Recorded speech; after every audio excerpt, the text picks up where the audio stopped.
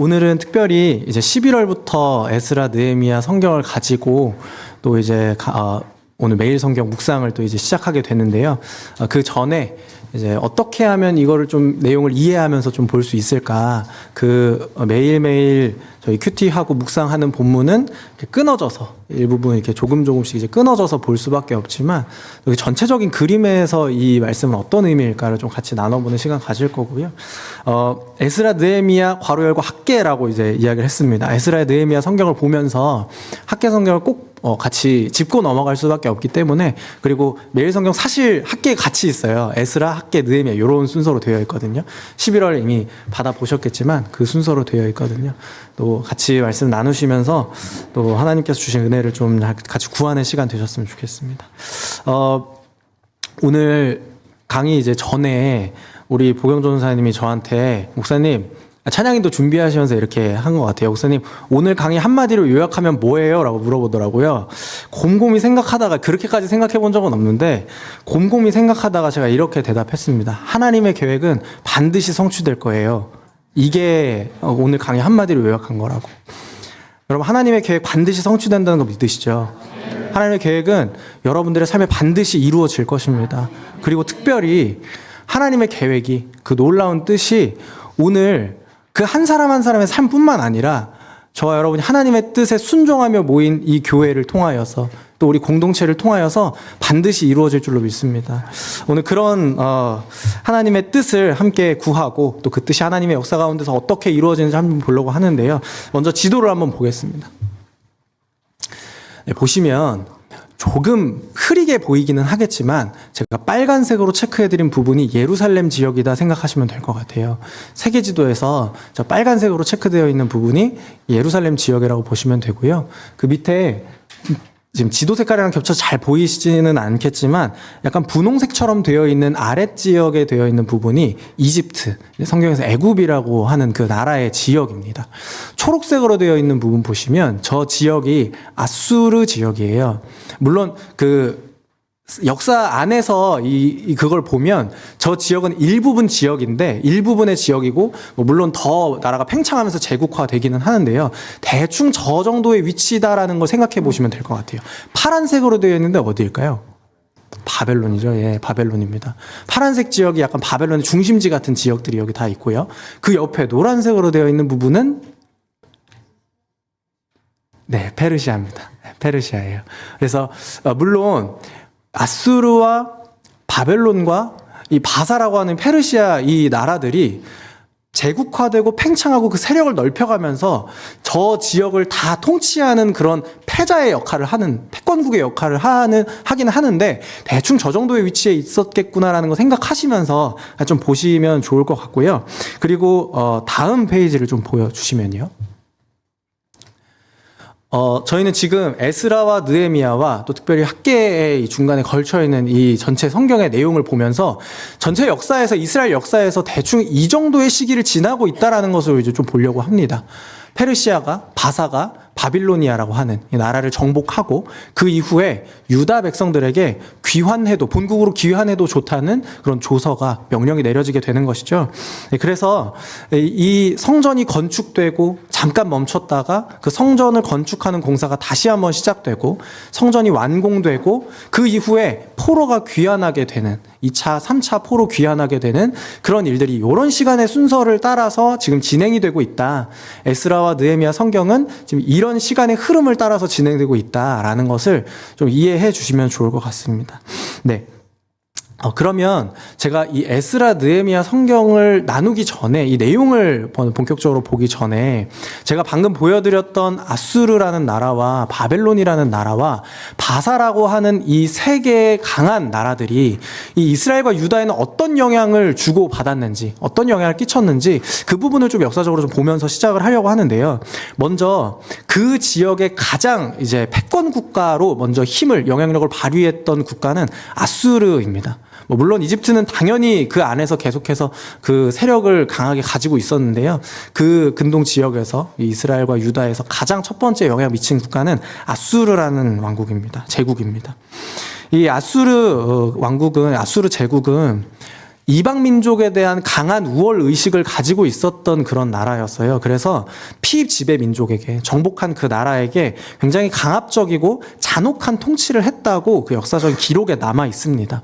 왕족과 귀족들은 철저하게 씨를 말려서 완전히 복수하지 못하도록, 반항하지 못하도록 강압적으로 통치를 했고요. 평민들은 가장 먼 곳으로 이주를 시키는 방식으로 그 민족의 뿌리를 흐트러 놓는, 혼란스럽게 해놓는 그런 방식으로 아주 강압적으로 통치를 한 것이죠. 성경에서도 그 강압적인 통치 방식과 그 평민들, 백성들을 강제로 먼 곳으로 이주시켰던 그런 기록들이 성경에도 남아 있는데요. 열왕기하 17장 24절 말씀에서요.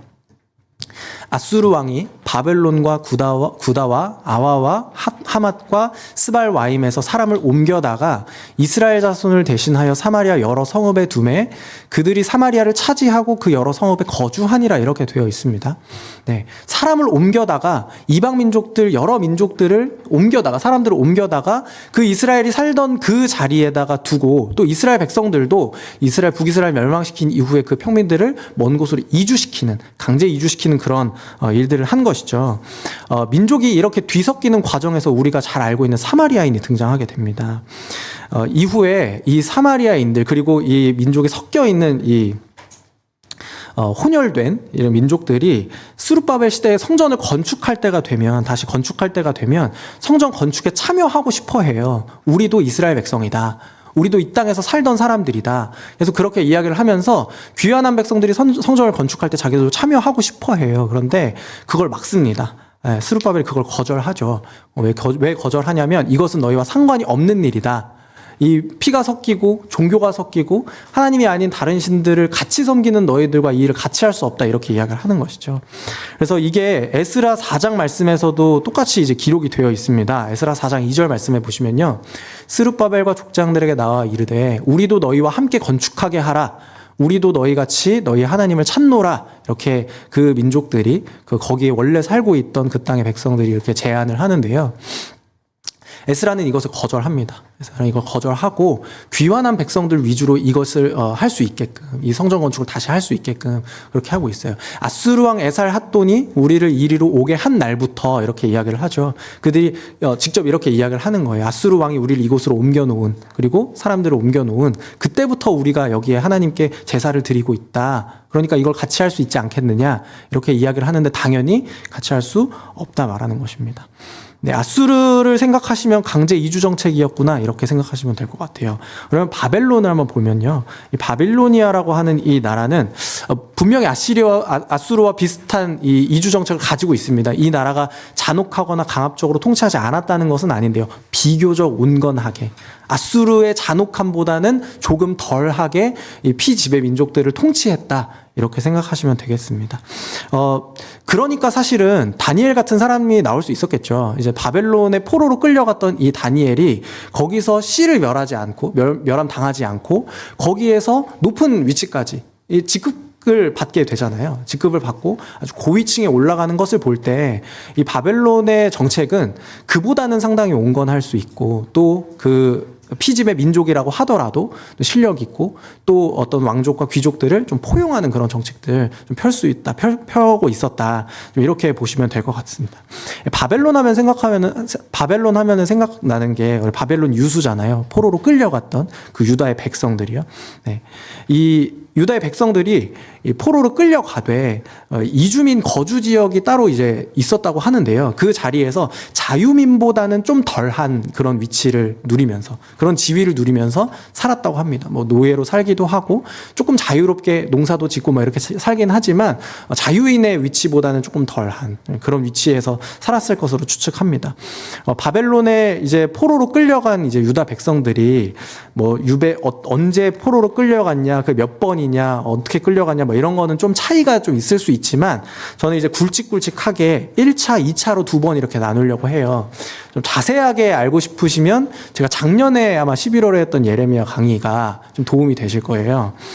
1차, 2차 강제 이주를 통해서 많은 수의 그러니까 유다 백성들이 포로로 끌려가게 되고 그 땅에서 살게 되는 그래서 하나님께서 말씀하셨던 그 일들이, 바벨론을 끌려가겠다는 그 일들이 일어나게 되는 그런 일들이 바벨론을 통해서 일어납니다. 포로기에 근데 그 포로기가 그냥 힘들고 어렵고 또 그냥 그 유다 백성들에게 아무 의미만 없었던 그런 일들만은 아니었어요. 분명히 포로기에 의미가 있거든요.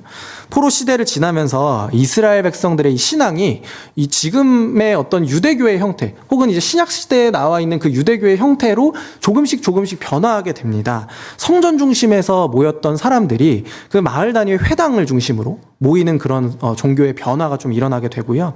그리고 성전에서 제사를 드리던 이 백성들이 그 제의 중심으로 이루어졌던 이 종교가 이제는 율법 중심으로, 특별히 이제 토라와 랍비들의 가르침과 말씀 중심으로 이렇게 변하게 되는, 그렇게 전환하게 되는 중요한 전환점이 바로 이제 이 포로기 때 일어났다. 바벨론 포로기 때 일어났다.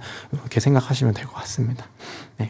마지막으로 이제 페르시아인데요. 페르시아가 중요한 이유는 당연히 이제 에스라와 느헤미야, 이 포로에 귀환한 백성들이 페르시아의 정책 때문에 돌아올 수 있었기 때문에 그래요. 페르시아는 주로 이제 관용적인 정책을 펼칩니다. 굉장히 관용적이고 포용하는 정책이에요. 에스라 1장 1절부터 4절까지 말씀 보시면요. 에스라 1장 1절부터 4절까지 말씀 보시면 우리 1절부터 4절은 같이 한번 읽겠습니다. 시작. 바사왕 고레스 원년에 여호와께서 예레미야의 입을 통하여 하신 말씀을 이루게 하시고 바사왕 고레스의 마음을 감동시키시매 그가 온 나라에 공포도 하고 조사도 내려 이르되 바사왕 고레스는 말하노니 하늘의 하나님 여호와께서 세상 모든 나라를 내게 주셨고 나에게 명령하사 유다 예루살렘에 성전을 건축하라 하셨나니 이스라엘의 하나님은 참 신이시라. 너희 중에 그의 백성된 자는 다 유다 예루살렘으로 올라가서 이스라엘의 하나님 여호와의 성전을 건축하라. 그는 예루살렘에 계신 하나님이시라. 그 남아있는 백성이 어느 곳에 머물러 살든지 그곳 사람들이 마땅히 은과 금과 그 밖의 물건과 짐승으로 도와주고 그 외에도 예루살렘에 세울 하나님의 성전을 위하여 예물을 기쁘게 드릴지니라 하였더라. 아멘. 이전 페이지 한번 보여주세요. 바사왕 고레스 원년에 여호와께서 예레미야의 입을 통하여 하신 말씀을 이루게 하시려고 지금 이방의 왕인 고레스라는 이 페르시아의 왕이, 이 바사의 왕이 이 예루살렘 백성들을 돌아가게 하고 하나님에 대한 신앙을 고백하고 하나님에 대한 믿음을 고백하고 또 그들이 돌아가서 성전을 건축할 수 있게 만들어 주신 건데요. 이것이 이미 선지자 예레미야를 통해서 예언된 일이라는 것입니다. 여러분, 그렇다면 예레미야는 도대체 뭐라고 했길래 이렇게 시작을 하는가 생각을 해볼게요. 예레미야 29장 10절 말씀입니다. 이거 다 다음 페이지에 있을 거예요. 네, 같이 읽을까요? 시작. 여호와께서 이와 같이 말씀하시니라. 바벨론에서 70년이 차면 내가 너희를 돌보고 나의 선한 말을 너희에게 성취하여 너희를 이곳으로 돌아오게 하리라. 아멘. 네, 예레미야 29장 10절에도 그렇고요. 이전에 25장 11절부터 12절에도 그렇지만요. 예레미야가 뭐라고 했냐면 바벨론에서 70년이 지나면 너희가 다시 이 땅으로 돌아올 것이다. 이 돌아오겠다 하는 그 예언을 예레미야가 전했고 또 이것이 하나님께서 이 포로들을 귀환시키게 하시는 그 약속 가운데 하나였다는 것입니다. 제가 오늘 사진 많이 보여드리는데 사진 한번 보여주십시오. 네, 여러분 이것은 키루스 실린더, 키루스 원통이라고 하는 고고학적인 발견물이에요. 제가 이제 키루스라고 하는 이 사람 이름인데요. 이게 성경에서는 고레스라고 하는 사람의 인물이에요. 키루스 왕이 이제 고레스 왕으로 이제 등극했을 때, 이제 제국을 형성하게 됐을 때, 바벨론을 멸망시키고 제국을 형성하게 됐을 때, 이 고레스 왕의 업적을 찬양하고 선포하기 위해서 만들어 놓은 이 조각, 이제 점토판인 거죠. 글씨, 문서인 거죠. 공식 문서인 것입니다. 이 고레스 왕의 업적을 기록한 키루스 실린더의 내용을 보시면 이런 내용이 있다고 해요. 다음 페이지 보겠습니다. 나는 신들의 신상을 제대로 제자리에 올려놓고 그리고 사람들을 다시 제 고향으로 보냈다라고 하는 이런 내용이 기록되어 있다고 해요. 그 내용을 전체적으로 좀 보시면 고레스 왕은 바벨론을 정복할 때에 아무런 피도 흘리지 않고 무혈입성했다. 그리고 평화를 이루었다. 이 페르시아의 왕인 고레스가 바벨론을 정복할 때 바벨론의 백성들은 오히려 이 고레스 왕이 우리를 통치한 것에 대해서 환영하고 감사하고 찬송했다. 이렇게 이런 내용들이 기록이 되어 있어요. 그래서 이 내용을 또 자세히 살펴보시면 강제 이주당한 민족들, 그러니까 포로로 끌려왔던 그 민족들을 자기 고향 땅으로 돌려보낼 수 있고, 또 그곳에서 각자의 종교와 각자의 그 신앙을 가지고서 각자의 제사를 드리면서 살아갈 수 있도록 이렇게 복원을 했다. 원래 상태를 복원했다. 이것이 키루스 실린더의 내용입니다. 피지배 민족에 대해서, 지배하고 있는 그 민족에 대해서 굉장히 관용적인 정책을 펼친 것이죠. 근데 여러분, 이 키루스 실린더는 중요한 증거이긴 한데요. 사실은 이게 아까 저희가 같이 읽었던 에스라 1절부터 4절까지 내용과 완전히 일치하는 것은 아니에요. 키루스 실린더는 그냥 그 페르시아 지역 안에, 그 바벨론 지역 안에 있는 그 무너졌던 신전들을 회복하고, 또 그 사람들이 그 나름대로의 민족의 신앙을 가지면서 살 수 있도록 그렇게 얘기를 했는데, 그 민족이 유다 민족이다, 뭐 예루살렘 땅이다, 이게 특정되어 있지는 않아요. 그런데도 키루스 실린더가 중요한 이유는 뭐 직접적인 증거는 아니라고 하더라도 간접적으로 이때쯤에 이런 일이 일어났다면 유다 예루살렘 백성이 갑자기 그 나라 땅에 살다가 예루살렘으로 귀환한 것이 이해가 되는 거죠. 개연성이 생기는 거죠. 예. 포로 귀환의 길이 열렸다는 것에 대해서 비교적, 그리고 지배민족에 대해서 되게 관용적인 정책을 펼쳤다는 것에 대해서 개연성이 생기게 되는 거예요. 그래서 이런 결정으로 이런 관용적인 정책과 또 포로를 귀환시키고 자기 민족의 신을 섬기면서 살아갈 수 있도록 해 주었기 때문에 이 유다 백성들이 고레스 왕에게 붙인 별명이 있어요. 그게 혹시 뭔지 아세요?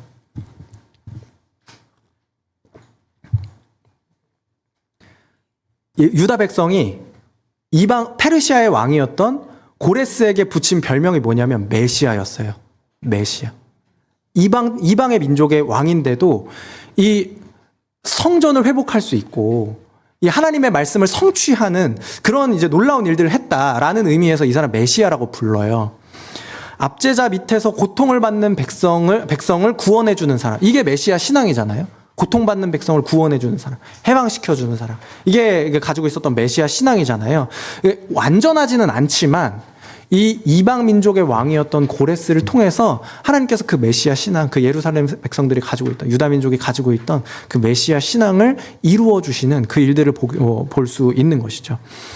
그러면 저희가 이제 전체적으로 좀 이 큰 흐름 안에서 이 이스라엘과 유다 주변에 있던 이방의 큰 나라들, 강대국들과 어떤 관계를 좀 주고받았는지 좀 이야기를 나눠봤고, 또 그 역사적 흐름에 따라서 그걸 봤는데요. 그러면 이 커다란 역사의 흐름 안에서 에스라와 느헤미야 학계는 어느 위치에 지금 위치해 있는 건지, 또 읽을 때 어떤 순서를 따라서 좀 읽으면 좋을지 그 이야기를 좀 해보도록 할게요. 다음 페이지 보시면요.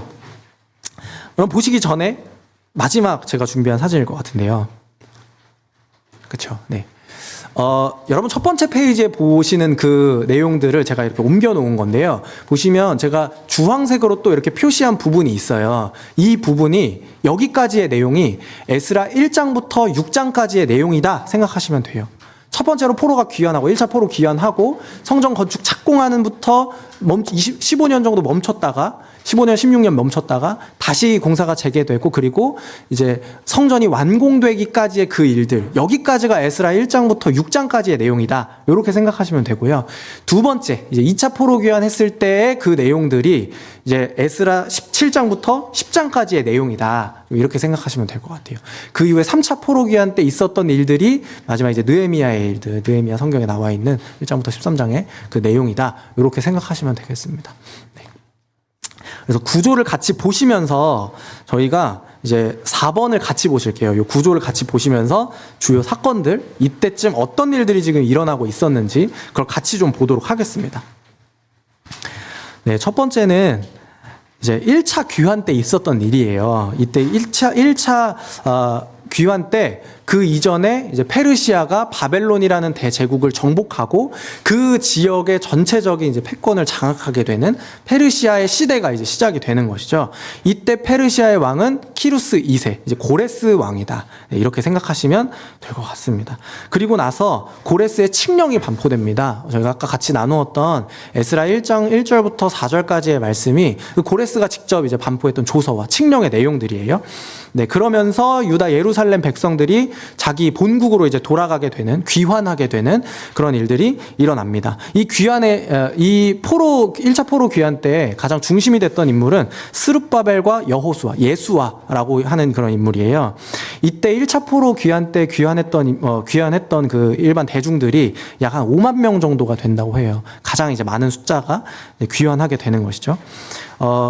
이 포로들이 이제 귀환을 하면서 고레스가 어떤 내용들을 같이 이제 소개를 하냐면, 그걸 같이 명령을 하냐면, 나는 이제 포로들이 지배받고 있던 민족들이 자기 본국으로 돌아가는 것을 허가한다. 이 내용을 먼저 이야기를 하고요. 두 번째는 각자 자기들이 믿는 신을 믿을 수 있도록 성전 건축을 허가한다. 이게 두 번째 내용이에요.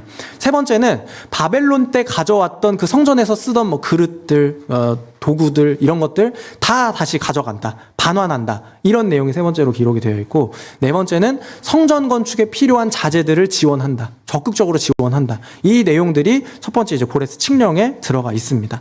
중심 인물이 이제 제가 스룹바벨이라고 말씀드렸는데요. 이 스룹바벨의 가장 핵심되는 사역은 성전을 재건하는 거예요. 무너졌던 예루살렘 성전을 재건하는 것. 그래서 제가 중고등부 때 다녔던 그 교회에서 중고등부실 이름이 스룹바벨 성전이었어요. 스룹바벨 성전. 네. 그러니까 그 이름을 따서, 요 사건을 따서 그렇게 그 예배실 이름을 정하는 그런 교회들도 있는 것 같아요. 네. 어쨌든 스룹바벨은 성전을 재건하는 것이 핵심 사역이었다. 이렇게 생각하시면 될 거예요. 포로 귀환하고 나서 2년이 지나고 나서 이제 기원전 이제 536년에 성전 건축의 기초를 놓게 되는, 우리말로 하면 착공을 시작하게 되는 그런 일들이 일어납니다. 이 성전 건축 착공을 하면서 우리가 좀 몇 번 들어봤을 법한 이런 이야기가 기록이 되어 있어요. 에스라 3장 12절부터 13절 말씀인데요. 네, 에스라 3장 12절부터 13절까지 말씀이고요. 우리 같이 한번 보겠습니다. 시작. 제사장들과 레위 사람들과 나이 많은 족장들은 첫 성전을 보았으므로 이제 이 성전의 기초가 놓임을 보고 대성통곡하였으나 여러 사람은 기쁨으로 크게 함성을 지르니 백성이 크게 외치는 소리가 멀리 들리므로 즐거이 부르는 소리와 통곡하는 소리를 백성들이 분간하지 못하였더라. 아멘. 네.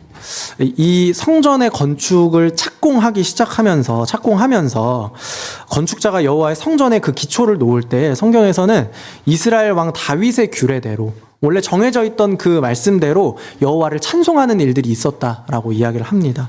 그러면서 이 사람들에게는 복잡한 그런 감정이 주어지게 되는 거죠. 원래 있던 성전의 크기에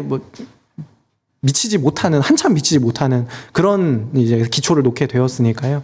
그 일들이 누군가에겐 슬픔일 수 있고, 또 그걸 알지 못하는 귀환한 백성들에게는 이제 우리도 우리 나름대로의 자유를 누릴 수 있게 되었구나라는 그런 어떤 기쁨의 소리가 뒤섞이는 그런 장면들 우리가 한번 본 적이 있을 거예요. 에스라 3장에 기록이 되어 있고요. 근데 에스라 4장에 가서 보시면 이게 곧 방해를 받습니다. 그 지역에 살던 사람들에게 방해를 받아서요. 이게 무려 15년, 16년간 이 활동이 이루어지지가 않아요. 이 성전을 건축하는 일들이 계속해서 이어지지가 않습니다.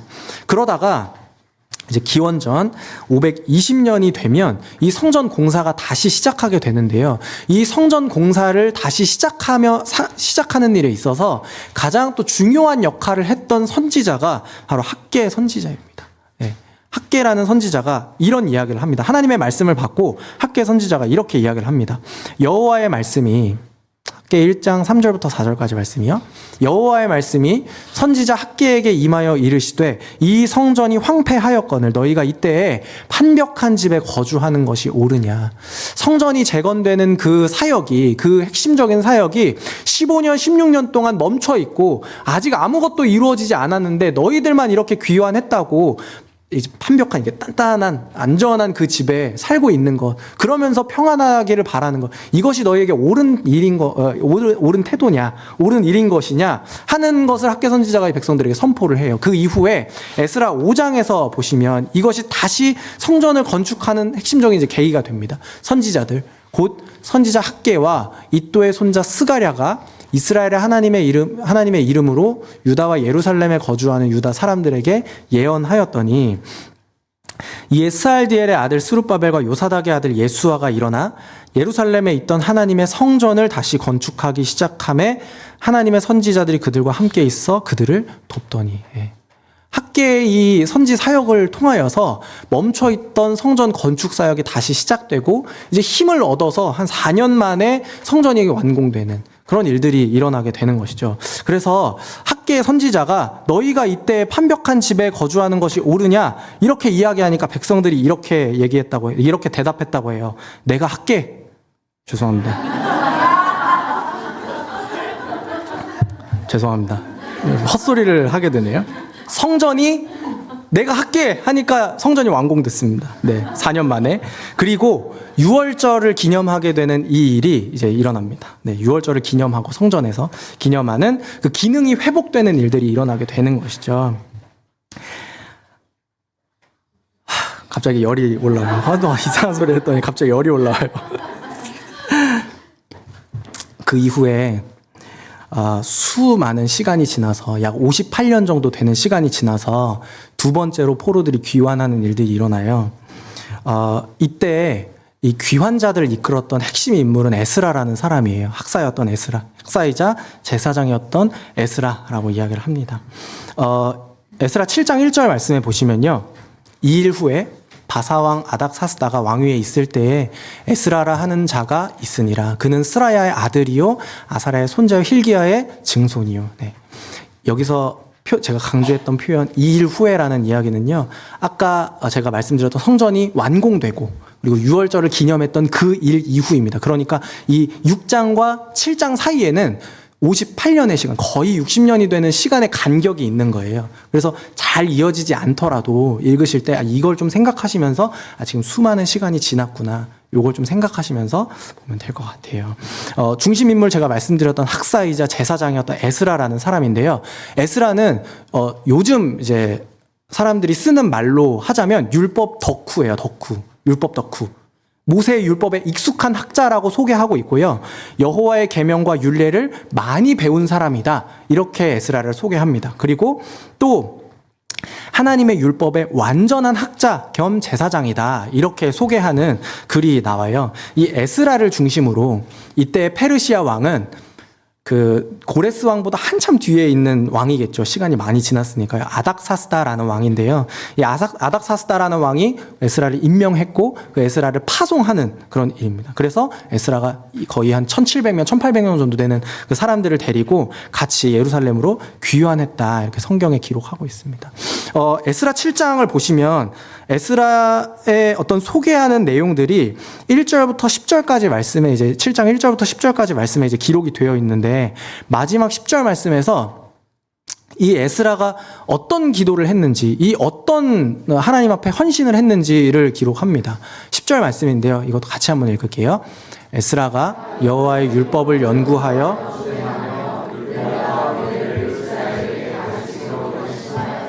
네. 에스라의 결심, 에스라의 사명은 바로 이스라엘에게 율법을 가르치는 일이었어요. 내가 알고 있는 율법, 내가 사랑하는 그 율법을 이스라엘 백성들에게 가르치는, 유다 민족들에게 가르치는 그 일이 에스라가 받았던 사명이고, 그 일을 결심하고 그 귀환길에 떠나게 되는 것이죠.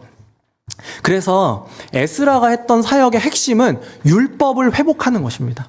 율법을 준수할 수 있도록 회복하는 것, 그리고 그 율법을 중심으로 흩어져 있던, 그 마음이 흩어져 있던 이 유다 민족들을 다시 일으켜 세우는 것, 다시 부흥시키는 것, 이것이 에스라의 핵심 사역이었다 생각하시면 될 것 같아요.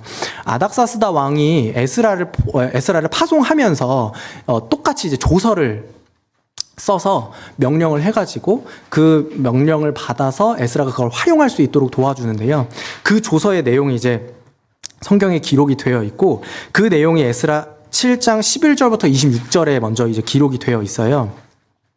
구조에서도 제가 잠깐 이제 말씀을 소개를 해드렸는데요. 그 조서 내용을 보시면 포로된 자들 중에서 예루살렘에 돌아가기 원하는 자들은 다 돌려보낸다.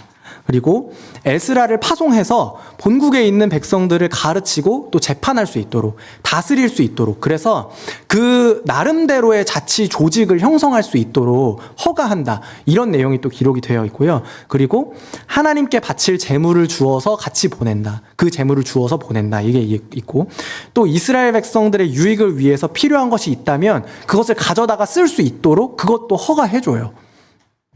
그래서 마지막 내용인데요. 하나님께 드리는 제사는 결코 페르시아 왕실의 평안과 무관하지 않다. 이런 제가 생각했을 땐 되게 놀라워요. 그러니까 이방 민족인데 사실 그 안에 페르시아 민족이 섬기고 있었던 그 신들도 정말 많을 텐데 이런 내용들을 포함해서 하나님께서 하시는 그 일들과 하나님께 드리는 이 예배의 일들이 결코 우리와 무관하지 않다. 이런 내용으로 조서를 써서 주고 또 그 모든 것들을 지원해 주었다는 게 참 이 하나님의 인도하심이 있는 것 같다라는 좀 생각이 들더라고요. 그리고 이 7장 그 이후에 또 그 8장까지 그 에스라가 본국으로 돌아가는 예루살렘으로 돌아가는 그 과정을 좀 보시면 이 과정에서 또 에스라가 되게 재밌는 결정을 해요. 뭐냐면 이걸 거룩한 부끄러움이라고 어떤 신학자가 이야기를 하더라고요. 당연히 왕이 살고 있던 또 중심지 역할을 하고 있던 그 페르시아의 중심지에서 예루살렘까지 가는 그 길이 정말 멀잖아요. 사실 1800명, 1700명 되는 그 사람들과 함께 그 먼 거리를 걸어서 가야 한다라는 게 굉장히 위험한 일이거든요. 근데 한 4개월 정도는 걸어서 가야 되는 거리라고 이렇게 하는데요. 근데 에스라가 여기서 어떤 결정을 하냐면 자기 백성들을 보호할 만한 군대를 요구하지를 않아요. 그러니까 호위병들을 대동하지 않고 그냥 백성들만 모여서 이렇게 가는 거예요. 그러니까 이게 도대체 무슨 배짱인가. 그런데 에스라 안에는 이 거룩한 부끄러움이 있었던 거예요. 에스라 8장 22절 말씀인데요. 이는 우리가 전에 왕에게 아뢰기를 우리 하나님의 손은 자기를 찾는 모든 자에게 선을 베푸시고 자기를 배반하는 모든 자에게는 권능과 진노를 내리신다 하였으므로 길에서 적군을 막고 우리를 도울 보병과 마병을 왕에게 구하기를 부끄러워하였습니다. 에스라의 입장에서는 내가 늘 반복해서 우리 하나님은 선하셔서 자기 백성을 도우시는 분입니다. 이걸 계속 얘기했는데 막상 갈 때는 군대들을 다 데리고서 군대 좀 보내주세요. 왕에게 이것을 요청하기가 부끄러웠다는 거예요. 그러니까 내가 고백하는 믿음, 내가 가지고 있었던 그 신앙이 내 삶으로 적용될 때 이 삶에 적용되는 그 괴리가 에스라는 그게 부끄러웠던 것 같아요. 나는 평생을 그렇게 이야기를 했는데 하나님 선하세요. 자기 백성들을 지키실 거예요. 도우실 거예요. 늘 그렇게 말했는데 그 길에서 군대를 요청하기가 되게 어려웠던 거죠. 이게 이 모순되는 그 일들, 이 믿음과 삶의 격차에 대한 자기 성찰이 있는 사람이었던 것 같고, 에스라는. 그리고 이 에스라의 태도를 보면서 어떤 신학자가 거룩한 부끄러움이다. 우리 안에도 이런 거룩한 부끄러움이 있는지 돌아보아야 될 것 같아요. 나는 내가 고백하고 있는 것들, 나는 내가 믿음으로 그렇게 고백하고 찬양하고 기도해왔던 것들, 그것을 정말 내 삶으로 온전히 담아내고 있는가. 나를 돌아보고 성찰하고 하나님 앞에서 정직해지는 그런 시간이 또 우리에게 주어지지 않을까, 그런 기대가 또 생기는 것 같습니다. 네. 그래서 에스라가 어떤 결정하냐면 금식하고서 기도합니다. 이 출발하기 전에 이 두려움을 어떻게 해야 하는가, 이 위협, 이 불안정한 이 상황을 어떻게 극복해야 하는가, 하나님 앞에 금식하면서 기도할 때 성경에서는 하나님께서 그가 하나님의 응낙하심을 얻었다, 이렇게 이야기를 해요. 금식하며 기도한 결과는 하나님의 응낙하심이었던 것이죠. 네. 그래서 수많은 백성들이 결과적으로 안전하게 예루살렘 백성으로 돌아올 수 있었다고 합니다. 네. 그런데 에스라가 보았던 그 예루살렘으로 돌아가서 에스라가 보았던 그런 사람들의 거주하는 환경이나 삶의 환경이나 문화는 사실 굉장히 충격적인 것들이었어요. 왜 그러냐면 율법에서는 그렇게 하지 말라고 명령하고 있던 하지 말라고 했던 이방 민족들과의 결혼하는 일들을 너무나 자연스럽게 이 유다 백성들이 하고 있는 걸 봤거든요. 그러니까 에스라가 이 일에 너무 슬퍼하고 너무 마음이 애통하고 그래서 그냥 그 자리에 주저앉았다고 성경이 기록을 해요. 주저앉아서 그냥 슬퍼할 수밖에 없었다. 그런데 그 에스라의 모습을 보면서 하나님의 말씀 앞에서 두려워하는 자, 하나님 말씀 앞에서 경외하고 두려워 떠는 자들이 같이 모여서 그 백성들이 함께 다시금 그 백성의 문화를 정결하게 하고 그 공동체를 다시 세우는 율법 앞에서 정결하게 하는 그 일을 함께 했다고 에스라 성경이 기록하고 있습니다. 그 내용이 에스라 9장에서 10장까지의 내용이다. 마지막까지의 내용이다. 이렇게 보시면 될 것 같습니다. 백성들은 회개하고 그 앞에서 새로운 언약을 이제 갱신하는 그런 일들을 한 것이죠. 네. 여기까지 괜찮으시죠? 거의 다 왔어요. 거의 다, 네, 왔습니다. 네, 거의 다 왔습니다. 마지막 세 번째 이제 포로 귀환의 내용인데요. 3차 귀환의 내용 같이 보겠습니다. 3차 귀환은 2차 포로 귀환이 있은 지 한 13년에서 14년 뒤에 있었던 일이에요. 그러니까 에스라와 이 핵심 인물이 되는 느헤미야 핵심 인물이 되는 이 느헤미야의 활동하는 그 시기는 어느 정도 지금 겹쳐 있다. 이렇게 생각하시면 될 것 같아요. 그래서 지금 보시면 구조를 다시 한번 보시면요. 에스라 1장에서 6장까지 그 이전에 어떤 1차 포로기에 어떤 일들이 있었는지 역사적인 일들을 한 이후에 에스라가 직접 자기의 어떤 회고록, 자기가 경험하고 또 느꼈던 것들, 자기가 돌아오면서 어떤 일들이 있었는지 그 사건들을 중심으로 기록하는데 그 이후에는 느헤미야를 중심으로 이게 이어지고 또 느헤미야 8장부터 10장까지는 다시금 에스라 중심에서 이 일들이 좀 기록이 돼요. 그리고 마지막에 11장, 13장에서는 다시 느헤미야의 시점으로 돌아오는. 그래서 사실 저희가 읽을 때는 에스라, 느헤미야가 두 권으로 되어 있는데 히브리인들이 이걸 한 권으로 봐요. 같은 사람이 썼다 이렇게 보는 거예요. 같은 사람이 썼다고 보고 또 이거 원래 한 권이라고 생각하는 거예요. 그러니까 이게 연결되는 에스라와 느헤미야의 어떤 사역의 시기와 또 이제 이야기하고 싶어하는 그 일들이 좀 관점은 다르게 이제 서술이 되지만 연결되어 있다. 이렇게 생각을 하시면 되겠습니다. 네, 느헤미야의 핵심 사역. 느헤미야의 핵심 사역은 성벽을 재건하는 거예요. 예루살렘 성을 둘러싸고 있는 그 울타리 이 개념을 하는 이 성벽을 다시금 중수하는 것이 느헤미야의 핵심 사역이었고 그것 때문에 예루살렘으로 귀환하게 됩니다. 이때에도 예루살렘 성벽 중건을 허가하고 또 건축 자재를 지원한다는 왕의 조서와 함께 느헤미야가 예루살렘으로 돌아오게 되어요. 중요한 사건들 몇 가지를 좀 보시면요. 이 성벽이 느헤미야가 돌아온 지 52일 만에 완공이 됩니다. 그런데 52일 만에 완공이 되는 과정에서 이게 그냥 쉽게 되었던 것은 아니고요. 지속적으로 방해를 받습니다. 외부에서는 그 지역에 거주하고 있던 이방 민족들 그리고 그 땅에 살고 있던 거주민들, 그 예루살렘 주변에 살고 있던 사람들에게 계속된 박해를 받고 계속된 그 어려움을 겪어요. 방해를 겪어요. 그 대표적인 인물이 이제 산발락과 도비야라고 하는 그런 이제 방해자들이죠. 이 방해자들에게 외부로부터 오는 그 고통을 그 방해를 견디면서 서로 이제 돌아가면서 경계 근무를 쓰기도 하고 무장 상태로 이 일을 진행하기도 하고 좀 이런 불편함을 겪지만 이 성벽 건축이 계속해서 이어집니다.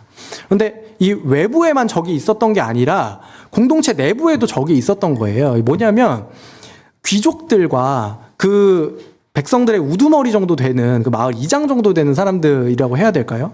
그런 사람들이 이제 흉년이 들고 어려워지니까 높은 이자를 받아서 음식이나 곡식이나 뭐 먹을 거나 이런 것들을 꿔주기 시작한 거예요. 사람들에게. 백성들에게 자기 형제들에게 그걸 꿔주기 시작한 거예요. 근데 이걸 못 갚잖아요. 이자가 높으니까 못 갚잖아요. 그러니까 다른 데다 팔아버리는 거예요. 노예를 만들어. 자기 형제들이 같은 민족들인데. 그러니까 이 중요한 지금 사역을 같은 목표를 바라보면서 공동체가 같이 가야 되는데 지금 바깥에서 오는 적들도 이제 힘들어 죽겠는데 내부에서도 지금 적들이 있는 것이죠. 이거 공동체를 분열시키는 내부의 적들도 느헤미야가 다뤄야 한다는 것입니다. 네, 그러면서 이 모든 일들을 다시 원래 자리로 돌려놓고 성벽을 재건한다는 그 목표만 바라볼 수 있도록 느헤미야가 계속해서 이 고군분투하는 그런 모습을 이 느헤미야서에서 볼 수가 있습니다. 네. 그 내용이 이제 느헤미야 1장부터 이제 7장까지의 성벽이 이제 완공되는 내용들까지 이제 기록이 되어 있는 거고요. 두 번째는 이제 8장부터 10절까지에는 다시 에스라의 시점으로 돌아와서 백성들이 다 모여서 에스라를 중심으로 율법을 낭독하고 율법의 가르침을 받고 그 앞에서 회개의 기도를 드리는 이런 요즘 말로 하면 약간 부흥회가 일어나요. 네. 이 백성들끼리 모여서 부흥회를 스스로 이제 조직하고 그 앞에서 회개하면서 다시금 하나님 앞에서 언약을 갱신하는 그런 내용들이 이제 기록이 되어 있어요. 귀환한 포로들한테 7일 동안 이제 율법을 가르치면서 그것을 낭독하고 교육합니다. 그리고 초막절을 지키는데요. 이 초막절의 의미를 생각해 보시면 이제 출애굽 시기에 광야에서 우리를 지켜주셨고 또 그 우리 조상들을 인도하셨던 그 하나님에 대한 경험이잖아요.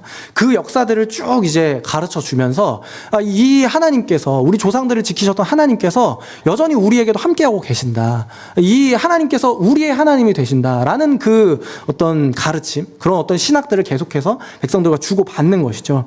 백성들은 자기들의 죄를 고백하고 율법을 따르기로 맹세를 합니다. 언약을 다시금 갱신하는 것이죠. 그리고 예루살렘 성벽이 다시 세워져서 도시가 이제 온전해진 것, 그것을 기뻐하는 그런 기쁨의 축제를 나누는 내용이 또 느헤미야 8장부터 10장까지의 내용에 기록이 되어 있어요. 네. 근데 마지막 세 번째 이제 나누는 사건은 그 계속해서 느헤미야는 개혁을 하려고 하고 또 다시금 율법을 회복하려고 하고 그 공동체가 하나님의 말씀 앞에 정직할 수 있도록 그런 일들을 계속해서 돌려놓는 일들을 하는데 사실 이게 잘 안 돼요. 마지막 느헤미야 13장에서 보면 이거는 뭐 실망스럽다가 아니라 완전히 이제 기대를 꺾어버리는 그런 일들이 계속해서 일어나요. 이게 느헤미야 13장 보시면 느헤미야가 잠깐 페르시아로 가거든요.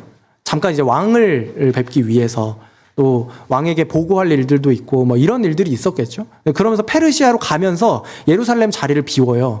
그 비우는 동안 돌려놨던 것들이 완전히 그냥 도루묵 되어 있는 거예요. 성전은 이제 방치되고 대제사장이라는 엘리야십이라는 사람이 그 성전의 방을 이방 민족이 도비아한테 내어줘요. 그냥 개인적으로 그걸 쓰는 거죠. 엘리야십과 도비아의 개인적인 친분 관계를 통해서 도비아에게 그 방을 쓸 수 있도록 그 방을 내어줍니다. 그리고 성전을 지키기로 약속하고 그 예루살렘 백성들이 함께 이 레위인의 생계를 책임져 주기로 그렇게 함께 언약했는데 돌아와서 보니까 레위인들이 각자 생계를 하고 있는 거예요. 뭐 하고 있는 거냐 물어봤더니 우리의 약속이 지켜지지 않았다. 우리가 살기 위해서 이렇게 할 수밖에 없다. 이렇게 다시 돌아가 버리게 되는 것이죠. 예루살렘 백성들이 안식일을 준수하지 않고 안식일을 범하고 이방 민족들과 상거래를 하는 그런 일들도 있었어요. 그리고 이 이방 민족들이 안식일을 못 지키게 하니까 그 예루살렘 성벽 주변에서 이제 묵으면서 거기서 이제 편법으로 이제 하고 있는 거예요. 그걸 발견하는 거예요. 그러니까 느헤미야가 계속해서 뭔가 시도하고 지금까지 해왔던 그 일들을 보면서 돌아와서 보니까 이게 완전히 그냥 최초의 그 상태가 되어버리는. 또 보면 뭐 백성이건 제사장들이건 할 것 없이 다시 이방 민족과 다시 결혼을 맺게 되는 그런 일들도 이제 느헤미야가 보게 됩니다. 그러면서 느헤미야가 이렇게 이야기를 합니다. 하나님 나를 기억해 주세요. 하나님 내가 한 일들을 기억해 주세요. 나를 기억해 주시고 이 일들이 잊혀지지 않게 해주세요. 이게 느헤미야의 마지막 이제 말이에요. 계속해서 이 말을 반복해요. 나를 기억해 달라고. 내가 했던 이 노력들을 잊지 말아 달라고. 그러면서 조금은 기대했던 것과는 다르게 좀 실망스럽게 이 느헤미야 13장이 좀 끝나는 것을 같이 볼 수 있습니다. 거의 다 왔다고 말씀드렸죠. 마무리 지으려고요. 결론 마지막 보시면요. 그러면 이 에스라와 느헤미야 그 중간에 있던 학계도 저희가 잠깐 같이 보았는데요. 이 에스라와 느헤미야가 전해주는 이스라엘 역사, 유대민족의 역사를 통해서 우리가 얻을 수 있는 결론과 의미는 무엇인가? 첫 번째는요. 이 구약의 많은 이야기들은 대체로 어떤 영웅에 의해서 진행되는 경우가 있어요. 카리스마적인 리더십을 가진 그 리더십을 갖춘 어떤 지도자가 나와서 그 모든 이야기들을 끌고 가는 것들을 볼 수 있거든요. 아브라함이 예시가 될 수 있고 모세라는 사람도 그런 사람이고요. 사무엘, 다윗 혹은 뭐 사사들, 여러 사사들 뭐 이런 핵심 인물들이 있고 그 인물들을 중심으로 이제 이야기가 진행이 되어요. 그런데 에스라와 느헤미야를 보시면 그런 지도자들의 역할이 물론 중요하지만 공동체가 중요합니다. 개인의 어떤 한 사람의 핵심적인 그런 엘리트적인 지도력이나 그런 모습이 아니라 공동체가 함께 이 일을 이루어가요. 하나님의 뜻을 이루어가요. 네. 결국에 성전과 성벽을 재건한 것은 이 공동체, 이 평민들이었거든요. 그리고 에스라와 느헤미야는 그 이름들을 다 기록합니다. 그 평민들의 이름들을 다 기록합니다. 여기는 누가 맡았다. 여기는 누가 맡아서 했다. 여기는 어느 가족에 누가 했다. 이런 이름들이 계속해서 기록이 되어 있어요. 그래서 이 공동체의 어떤 단합과 공동체가 가지고 있는 이 힘, 그리고 이 무명의 평민들이 하고 있었던 이 일들, 이것들을 하나님께서 사용하셔서 하나님의 뜻을 이루시는 것을 볼 수가 있습니다. 예. 수많은 대중들의 이름이 함께 기록이 되어 있는 것이죠. 물론 지금 시대에도 영웅들이 있고 영적인 거장들이 물론 있습니다. 그런데 우리가 이 에스라 느헤미야의 말씀을 보면 생각해 볼 것은 하나님의 나라는 무명의 사람들에 의해서도 여전히 세워지고 있다는 것입니다. 저와 여러분을 통해서 그 하나님께서 그 일들을 이루어가고 계신다는 거예요. 저는 여러분들이, 저와 여러분이 그런 사람들 되셨으면 좋겠습니다. 네, 그런 사람들 되시기를 축복합니다. 또 한편으로는 그 이름들이 기록되면서요, 물론 성벽을 재건하고 성전을 재건한 사람들의 이름, 포로 귀환한 사람들의 이름이 적혀있긴 하지만 또 한편 어떤 이름들이 기록되어 있냐면 실패한 사람들의 이름도 같이 기록이 되어 있어요. 이방민족과 통혼했던 사람들의 이름, 실패했던 사람들의 이름, 이 하나님의 뜻, 하나님의 목표, 하나님께서 주신 그 사명을 방해했던 사람들의 이름 같이 기록이 되어 있거든요. 이 신실하지 않은 모습을 볼 때, 또 실패하는 것처럼 뭐 보이는 그런 모습들을 볼 때, 우리는 이것을 어떻게 바라보아야 하는가? 이것은 4번에서 다시 한 번 더 다루기로 하겠습니다. 두 번째 이 에스라와 느헤미야가 주는 의미는 뭐냐면요, 이제는 성전이 하나님의 임재를 경험하는 장소가 아니라 이제는 도시가 거룩해지는 시대이다. 도시가 전체가 거룩해지는 성별, 하나님 앞에 성별되어지는 그런 시기다. 이렇게 생각하시면 되겠습니다. 네. 고레스가 유대인들을 보내면서 여호와 하나님의 성전을 건축하라, 여호와 하나님의 집을 건축하라, 이렇게 명령하면서 보내거든요. 그러니까 이 집이라는 개념, 거하는 장소, 거하는 처소, 거주하는 지역, 이게 굉장히 중요한 개념이에요. 그래서 하나님의 집을 건축하는데 학계가 그렇게 얘기하잖아요. 너희가 지금 너희의 집, 판벽한 집에 거주하는 것이 옳으냐? 하나님의 성전이 황폐한데 하나님의 집은 무너져 있는데 너희만 단단한 집에 이렇게 거주하는 것이 옳으냐? 이렇게 이야기하잖아요. 집이라는 개념이 굉장히 중요하거든요. 그런데 성전을 건축하면서 이 성전이라는 개념이 조금 더 확장되어서 하나님께서 거주하는 곳, 하나님께서 임재하시는 장소라는 이 개념이 확장되고 조금 더 확대된다는 것이죠. 그 이전에는 하나님의 임재를 경험하기 위해서는 꼭 성전에 가야 됐거든요. 성전을 중심으로 하나님께서 임재하시고 하나님께서 성전을 통해서 약속하시고 그 언약을 이제 주시는 그 성전 중에서도 사실 지성소, 그러니까 하나님의 임재를 경험하는 장소이잖아요. 그런데 저희가 잠깐 나눴지만 에스라 3장에서 귀환하고 나서 성전의 기초를 놓을 때, 그때는 하나님의 임재를 경험할 수가 없어요. 3장 12절 다시 보시면 제사장들과 레위 사람들과 나이 많은 족장들은 첫 성전을 보았으므로 이제 이 성전의 기초가 놓임을 보고 대성통곡하였으나, 이렇게 이야기를 하잖아요. 첫 성전에 보았던 영광과 그때 경험했던 하나님의 임재와는 완전히 다른, 지금 초라한 그런 성전을 이제 보게 되는 것이죠. 여러분, 왜 그랬을까요? 이 성전이 한번 무너졌긴 했지만서도 왜 여기서 이렇게 이게 극명한 차이가 보일까요? 근데 이것은 이유는 뭐냐면 하나님의 임재가, 하나님의 집이라는 이 개념이 이제는 성전에만 머물러 있는 것이 아닌 게 되었기 때문에 그래요. 그러면서 하나님의 약속이 점점점 이루어가지는 거예요. 보시면요, 성전뿐만 아니라 이 느헤미야를 보시면 성벽을 건축하면서 그 성벽을 하나님 앞에 성별하는 봉헌식을 이제 진행을 해요. 이제 성전뿐만 아니라 성벽을 봉헌하면서 이제는 예루살렘 성, 거룩한 성이라는 이제 개념으로 이제 나아가게 되는 것이죠. 더 나아가서 이제는 이 하나님의 집이라는 개념이 그냥 어떤 장소, 어떤 도시, 어떤 나라가 아닌 것이잖아요. 신약시대로 넘어오게 되면요, 하나님이 거하시는 처소는 이제 어떤 장소냐면 하나님 백성 개인이라는 개념. 너희는 하나님의 성전이다. 너희가 하나님의 성전인 것을 알지 못하냐. 고린도전서 3장인데요. 고린도전서 3장 16절부터 17절까지 말씀입니다. 같이 읽습니다. 시작. 너희는 하나님의 성전인 것과 하나님의 성령이 너희 안에 거하신 것을 알지 못하느냐. 누구든지 하나님의 성전을 더럽히면 하나님이 그 사람을 멸하시리라. 하나님의 성전은 거룩하니 너희도 그러하니라. 아멘. 네. 네, 이제는 하나님의 집은 바로 여러분이에요. 이제 하나님의 집은 바로 교회입니다. 하나님께서 거하시는 장소, 성령 하나님께서 거하시는 처소, 그것이 바로 하나님의 집, 하나님의 임재를 경험하는 장소가 된다는 것입니다. 특별히 에스라와 느헤미야에서는 이 신약 시대의 이 과정까지는 가지 못하지만 계속해서 그걸 예고해요. 계속해서 그 방향으로 나아가요. 어떤 방향으로 나아가냐면 에스라가 예루살렘으로 돌아왔을 때 제가 말씀드렸던 대로 이제 이방 민족과 통혼하고 결혼했던 그런 사실들, 그래서 이제 이 민족적인 어떤 순수성이 이제 훼손되고 있는 그런 장면들 에스라가 봤다고 이야기를 했잖아요. 그러면서 에스라에게 사람들이 모여들었습니다. 어떤 사람들이 모여들었냐면요. 에스라 9장 4절 말씀인데요. 에스라 9장 4절 말씀에서는 이에 이스라엘 하나님의 말씀으로 말미암아 떠는 자가 사로잡혔던 이 사람들의 죄 때문에 다 내게로 모여오니라. 그러면서 언약이 갱신되고 회복되고 다시금 언약 앞에 충성된 사람들, 하나님 말씀 앞에 두려워서 떠는 사람들이 모여서 그 앞에서 하나님 앞에 성별되고 거룩하게 되어지는 그런 일들이 계속해서 이제 에스라와 느헤미야에서 기록이 됩니다. 네. 하나님의 집은 이제 어떤 특정 장소가 아니라 점점 그 백성이 있는 곳이 되는 거예요. 하나님이 거하신 하나님의 임재를 경험한 하나님의 말씀에 두려워 떠는 그래서 순종함으로 그 자신을 거룩하게 하나님 앞에 드린 백성들이 있는 자리마다 이제는 하나님의 집이 되는 것이죠. 그래서 하나님의 백성이 있는 장소는 곧 하나님의 임재를 경험하는 장소가 되어야 하는 것입니다. 저와 여러분이 있는 장소 그 어디가 됐든 간에 가정이든 일터든 학교든 어떤 현장이든 간에 그곳은 하나님의 임재를 경험할 수 있는 장소가 되어야 한다는 것입니다. 여러분 때문이에요. 여러분 덕분에.